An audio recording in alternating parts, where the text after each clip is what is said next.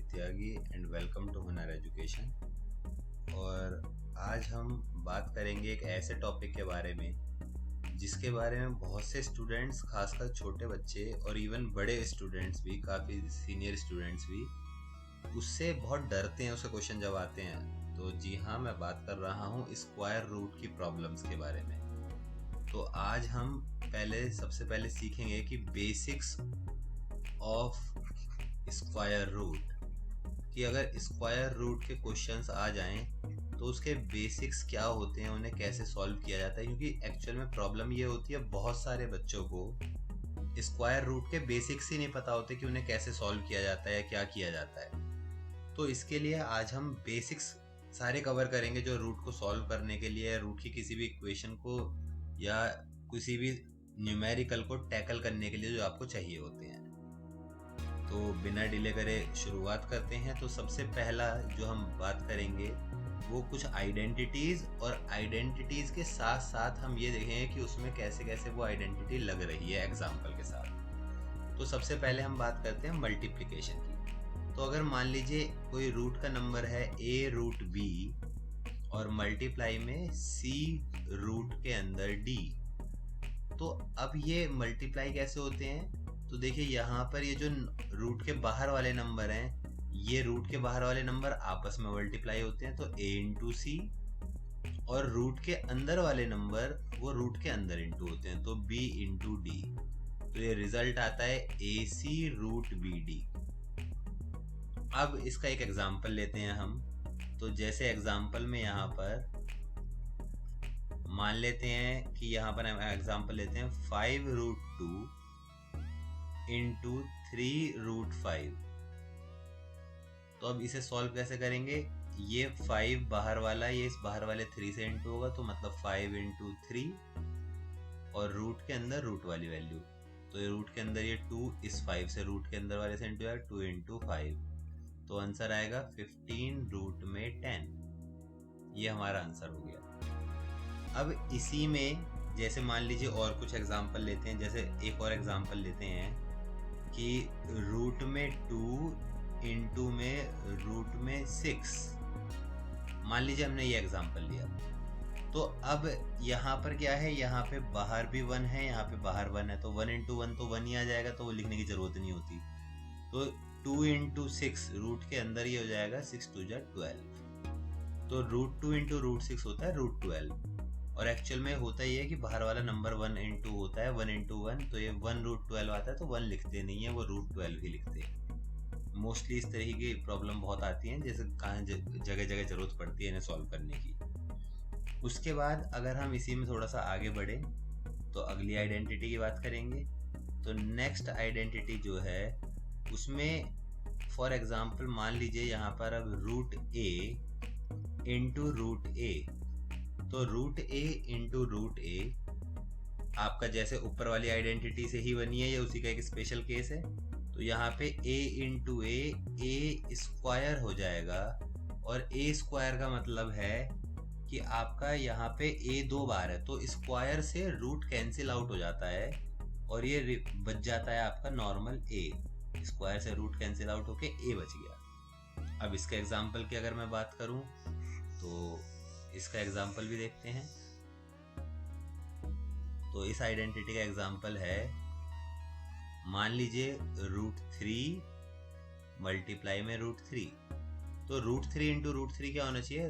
Root में 3 का square, 3 into 3 का स्क्वायर, या फिर आप इसे दो तरीके से लिख सकते हैं, 3 का स्क्वायर, या फिर सीधा सीधा 3 इंटू 3 9 भी लिख सकते हैं। और रूट 9 क्या होता है? रूट 9 3 होता है। तो आपको बेसिकली अगर रूट का कोई नंबर है और same to same number multiply हो रहा है, जैसे रूट 4 इंटू रूट 4, तो ये 4 हो जाएगा डायरेक्ट अगर सेम है तो। और अगर सेम नहीं है तो इसे आप इंटू कर दीजिए, रूट 4 इंटू रूट 4 रूट 16। अब रूट 16 की वैल्यू 4 आती है तो उसे निकाल दो, अगर नहीं आती तो नहीं। अच्छा, बहुत से बच्चों को ये वैल्यूज निकालनी नहीं आती, तो उसके लिए भी एक मैं बता देता हूँ। एक बेसिक सा तरीका ये है कि रूट में मान लीजिए कोई अगर बड़ा नंबर है, बड़ा नंबर से मेरा कहने का सेंस है कोई भी नॉन प्राइम नंबर है। अब जैसे ऊपर रूट 4 भी था और यहाँ पे रूट 32, तो ये 32 क्या है? Non prime number. मतलब ये प्राइम नंबर नहीं है, तो उसके हम प्राइम फैक्टर्स की फॉर्म में उसे लिखते हैं। तो इसे हम कैसे लिखेंगे, 32 के यहाँ पे फैक्टर करेंगे तो 32 के फैक्टर आएंगे 2 इंटू 2 इंटू 2 इंटू 2 इंटू 2, तो 2 आएगा 5 बार। तो इसमें से पेयर बना के, पेयर का मतलब है इसे, जैसे इस पेयर को मैं लिख सकता हूँ 2 का स्क्वायर, तो स्क्वायर से रूट कट जाएगा तो ये एक 2 बाहर आ जाएगा, जैसे ये आइडेंटिटी थी।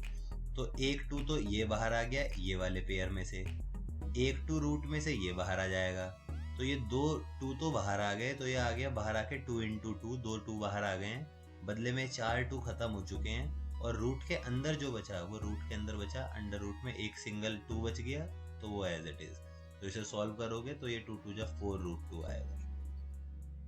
तो रूट के अंदर कोई भी आपको जो नॉन प्राइम नंबर होता है उसके प्राइम फैक्टर्स की फॉर्म में उसे लिख के और प्राइम नंबर में बनाना होता है, और जो पेयर बाहर निकल सकते हैं उन्हें बाहर निकाल के हम लिखते हैं, तो ये सिंप्लीफाइड फॉर्म कहलाती है। तो root 32 is not a simplified form, but इसी को हम 4 रूट 2 लिखेंगे तो ये सिंप्लीफाइड फॉर्म है, जिसे आप कई जगह यूज कर सकते हैं।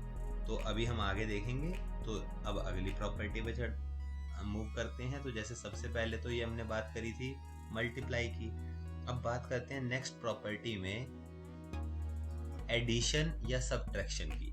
तो इसके लिए जैसे मान लेते हैं a रूट बी प्लस या माइनस, दोनों में से कुछ भी हो सकता है, और c रूट बी। एक कंडीशन रूट के नंबर को प्लस माइनस करने के लिए ये होती है कि रूट की वैल्यू सेम होनी चाहिए, जैसे यहाँ पे भी रूट में भी है और यहाँ पे भी, आगे कुछ भी हो सकता है, कोई फर्क नहीं पड़ता। तो जब भी किसी रूट के नंबर को प्लस या माइनस करते हैं तो आपका जो रूट के नंबर के बाहर जो नंबर होते हैं वो प्लस माइनस होते हैं। a प्लस है तो प्लस, माइनस है तो माइनस, c, और रूट एज इट इज इनके साथ आ जाता है। अब इसे कोई रट्टा मारने की जरूरत नहीं है। आप ये देखिए, इसे मैंने सॉल्व किया है। सॉल्व कैसे किया आप देखिए, अगर मैं इन दोनों में से, मैं इधर देखिए सॉल्व करता हूँ, मैं इन दोनों में से रूट बी कॉमन ले लेता हूँ। तो रूट बी कॉमन लूंगा तो यहाँ क्या बचेगा, a into 1 plus minus c into 1, और इसे जब आप सॉल्व करेंगे तो ये रूट बी और ब्रैकेट में a प्लस माइनस c, तो यही तो चीज आ गई। तो मतलब बेसिकली कॉमन लेके सॉल्व कर रहे हैं जैसे हम कर रहे हैं। तो रूट का नंबर ऐसे ही रहेगा और बाकी वो सॉल्व हो जाएगा। अब इसका एक एग्जांपल देख लेते हैं। इसका एग्जांपल में अब हम यहाँ पे लेंगे, जैसे मान लीजिए एक 5 रूट 3, या मान लीजिए 5 रूट 2 प्लस 3 रूट 2।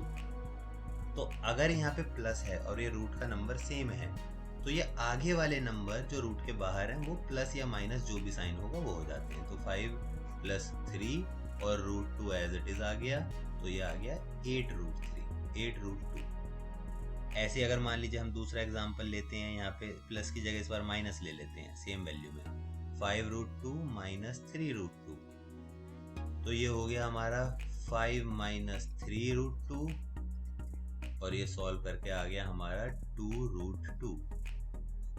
तो ये प्लस माइनस इस तरीके से किया जाता है। अच्छा, अगर मान लीजिए यहाँ पर प्लस माइनस सेम नहीं है, रूट की वैल्यू प्लस माइनस करते हो सेम ना हो, जैसे यहाँ पे ऐसे समझते हैं जैसे a रूट b और प्लस माइनस c रूट में d। तो अब ये रूट की वैल्यू सेम नहीं है तो फिर ये एज इट इज रहता है, ये सॉल्व नहीं होता, एज इट इज। तो जैसा ये है एज इट इज यहाँ पे मौजूद रहेगा और ये आगे सॉल्व नहीं होगा। जैसे मान लीजिए अगर मैं आपसे ये लिख दूं 4 रूट में 2 और प्लस माइनस 3 रूट 3, तो ये आगे सॉल्व नहीं हो सकता, ये यहीं पे छोड़ दिया जाएगा। ये यही आंसर होगा जो भी इसका आंसर है, प्लस या माइनस, और ये एज इट इज छोड़ दिया जाएगा क्वेश्चन के अंदर, ये इससे आगे सॉल्व नहीं हो सकता।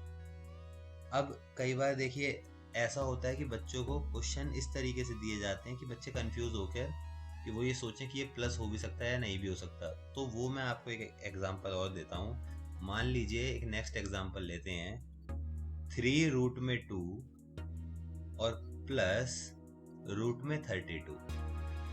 अब कई बच्चे ये सोचते हैं कि आगे सॉल्व भी नहीं हो सकता, लेकिन ध्यान रखिएगा क्योंकि इसमें रूट की वैल्यू अलग अलग है, लेकिन ध्यान रखिएगा ये तो रूट के अंदर प्राइम नंबर है लेकिन ये प्राइम नंबर नहीं है। तो जो प्राइम नंबर नहीं है पहले तो उसे आप सिंप्लीफाइड फॉर्म में कन्वर्ट करेंगे ना। तो जैसा अभी मैंने आपको बताया था 3√2 तो एज इट इज रहेगा, लेकिन प्लस √32 के अभी मैंने फैक्टर करके बताया था, इसे सॉल्व करके क्या आता है 4√2। अब देखिए ये सिंप्लीफाइड फॉर्म हो गई। अब चेक कीजिए, अब ये दोनों प्राइम नंबर और ये सेम है, तो सेम है तो ये प्लस हो सकते हैं, तो 3 + 4 और √2 एज इट इज, तो ये आंसर आ गया 7√2। तो ये आपके बेसिक रूट्स के बारे में। अब यहाँ पे देखिए हमने मल्टीप्लिकेशन देख लिया, प्लस माइनस देख लिया, अब बात करते हैं डिवीजन की। तो अगर हम रूट के नंबर्स को डिवाइड करेंगे तो कैसे करेंगे, तो एक एग्जांपल लेते हैं। मान लीजिए 6√3 अपॉन में √2। तो अब इसे कैसे सॉल्व किया जाए, हम एक और चलिए यहाँ पे 2√2 कर लेते हैं। तो अब प्रॉब्लम ये है, डिवाइड करने के लिए जो आपका नॉर्मल नंबर होता है वो नॉर्मल नंबर से कटता है, रूट का नंबर रूट से। तो ये 2 से ये 6 तो कट सकता है, यहाँ पे 3 आ जाएगा, लेकिन इस √2 से √3 नहीं कटेगा और यार ये नंबर नहीं कटेगा डायरेक्ट। तो रूट के नंबर को सॉल्व करने के लिए, डिवाइड करने के लिए, हम डिवाइड नहीं बोलते, उसे हम बोलते हैं रैशनलाइज। तो इसे रैशनलाइज किया जाएगा। अब रैशनलाइज कैसे करते हैं तो वो समझ लेते हैं। कभी भी रैशनलाइज कब करना होता है, जब फाइनल आंसर में आपका अगर अपॉन में डिनोमिनेटर में, ये डिनोमिनेटर है, डिनोमिनेटर के अंदर अपॉन रूट के अंदर वैल्यू आती है, तो उसे रैशनलाइज किया जाता है। अब रैशनलाइज कैसे करते हैं वो समझ लेते हैं, ये काफी इंपॉर्टेंट टॉपिक है, रैशनलाइजेशन, रैशनलाइज। तो अब ये कैसे करना है इसे समझ लेते हैं। तो अब ये जो रूट की वैल्यू होती है डिनोमिनेटर में, हम इसी से मल्टीप्लाई कर देते हैं वैल्यू को और इसी से डिवाइड कर देते हैं। तो ऊपर ऊपर आपस में इंटू हो जाएगा और नीचे नीचे इंटू हो जाएगा। तो अब ये आगे क्या आ जाएगा, 3√3 मल्टीप्लाई में हो जाएगा आपका √2 के साथ और अपॉन में √2 के साथ इंटू हो जाएगा। तो डिनोमिनेटर डिनोमिनेटर से इंटू और न्यूमरेटर न्यूमरेटर से। अच्छा ये बात ध्यान रखिएगा, इसे √2 को, ये ग्रीन वाले √2 को दूसरे ऊपर वाले ग्रीन वाले √2 से काट मत देना, नहीं तो फिर वापस उसी स्टेप पे पहुंच जाएंगे हम जिससे शुरू किया था। अब इसे सॉल्व करना है तो फिर से जो सबसे पहली वाली प्रॉपर्टी मैंने बताई थी, नॉर्मल नंबर से इंटू होगा, तो 3 इंटू यहाँ पर क्या है, इसके आगे √2 के आगे 1, तो 3 × 1 3 और √3 इंटू √2, तो ये हो जाएगा अंडर रूट के अंदर 3 × 2 यानी कि 6, तो 3√6 अपॉन में √2 इंटू √2 क्या बताया था मैंने सेकंड आइडेंटिटी में, जब सेम नंबर होता है तो आप इसे वैसे लिख सकते हैं √4 और √4 की वैल्यू फैक्टर करके निकालें, क्योंकि वो नॉन प्राइम नंबर है तो 2 ही आएगी। और आप डायरेक्ट भी कर सकते हैं, अंडर √2 इंटू अंडर √2 इज 2। तो ये सॉल्व हो गया और ये रैशनलाइज हो गया, फाइनल आंसर में आपका नीचे से रूट हट गया। तो यही इसका आंसर है।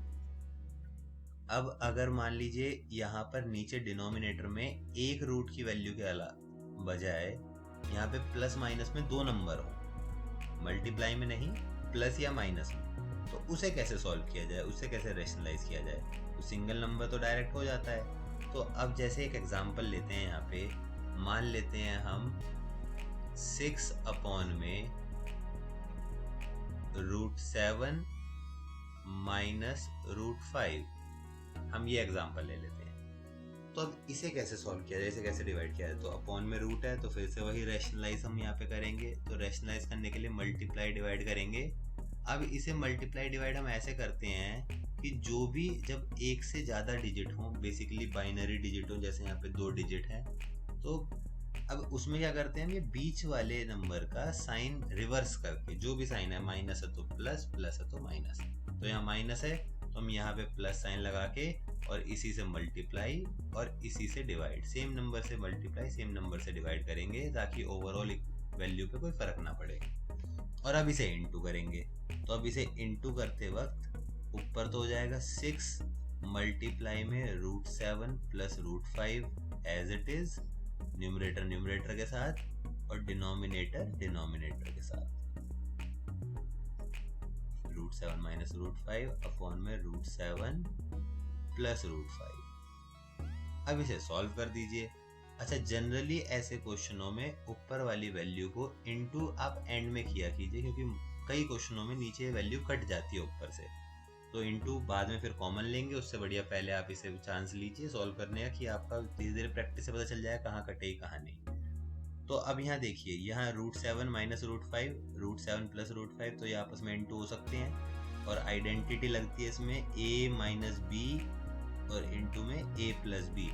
आप चाहें तो नॉर्मल मल्टीप्लिकेशन भी कर सकते हैं काटा पीटी करके, बट आइडेंटिटी जनरली आसान रहती है तो आइडेंटिटी लगा देते हैं। आइडेंटिटी होती है a का स्क्वायर माइनस b का square, a square minus b square. तो जब आप इस आइडेंटिटी को सॉल्व करेंगे, तो अब मैंने आपको बताया था कि रूट से स्क्वायर से रूट कट जाता है, तो स्क्वायर से रूट कट के ये डिनोमिनेटर में आपका 7 माइनस 5 आ गया। तो 7 माइनस 5 में डायरेक्ट लिख रहा हूँ, यहाँ पे 2 हो गया, और अब इस 2 से 6 कट सकता है तो मैं इसे काट देता हूँ, 2 3 जा। तो अब आपका आंसर आ गया 3 इंटू में √7 प्लस √5, और इसे इंटू करने के बाद आएगा 3√7 प्लस 3√5। अब ये प्लस नहीं हो सकते क्योंकि यहाँ पर √7 और √5 दोनों अलग अलग नंबर हैं। मैंने आपको बताया था प्लस करने के लिए रूट की वैल्यू सेम होनी चाहिए प्लस या माइनस करने के लिए। तो ये सारी बातें थी रूट के नंबर्स को कैसे सॉल्व किया जाए। मल्टीप्लाई प्लस माइनस डिवाइड के लिए हम रैशनलाइज करते हैं, और मल्टीप्लाई प्लस माइनस नॉर्मल तरीके से होता है।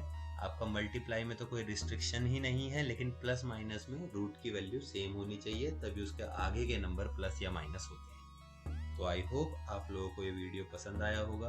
अगर पसंद आया हो तो इसे ज़रूर लाइक शेयर और सब्सक्राइब कीजिए, और मिलते हैं आपसे नई वीडियो में एक नए टॉपिक के साथ। तब तक के लिए गुड बाय।